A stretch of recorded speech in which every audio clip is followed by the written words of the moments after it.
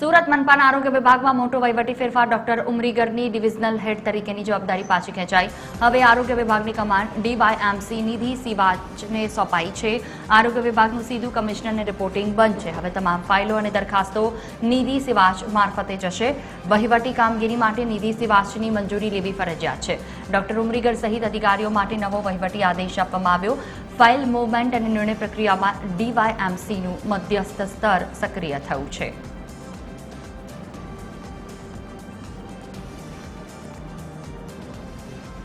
વધુ માહિતી સાથે સંવાદદાતા દિવેશ પરમાર ફોનલાઈન પર જોડાયા છે. દિવેશ, જે રીતે SMCના આ જે કાર્યકરો છે તેમાં સતત ફેરફાર કરવામાં આવ્યા છે, આ વહીવટી ફેરફારનું કારણ શું વિગતો? બિલકુલ, જે પ્રકારે હાલ પ્રાથમિક વિગતો મળી રહી છે તે મુજબ જે પ્રકારે ક્યાંય ને ક્યાંય જે ફૂડ વિભાગ દ્વારા જે કાર્યવાહી કરવામાં આવતી હતી તેનું કોઈ નક્કર પરિણામ ન મળતું હતું અને તેના જ કારણે ક્યાંય ને ક્યાંય ડોક્ટર જે ઉમરીગર છે આરોગ્ય અધિકારી, તેમની પાસેથી ડિવિઝનલ હેડની જવાબદારી છે તે પાછી ખેંચી લેવામાં આવી હોવાની હાલ પ્રાથમિક વિગતો સામે આવી રહી છે. તેમની જગ્યાએ હાલ ડિવિઝનલ હેડ તરીકેની કમાન્ડ હવે ડેપ્યુટી મ્યુનિસિપલ કમિશનર નિધિ સિવાચ છે તેમને આપવામાં આવી છે.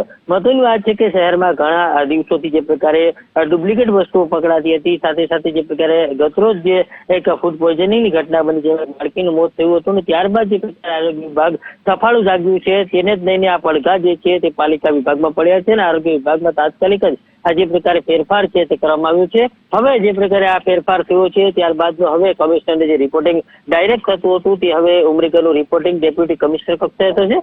સાથે જ તમામ ફાઇલો જે છે દૈનિક રિપોર્ટ, વહીવટો સહિતના પ્રસ્તાવ માટે ડેપ્યુટી મ્યુનિસિપલ કમિશનર નિધિ સિવાચ જે છે તેમની પાસેથી મંજૂરી પણ મેળવવી ફરજિયાત કરી દેવામાં આવી છે. બિલકુલ, તમામ જાણકારી બદલ આભાર.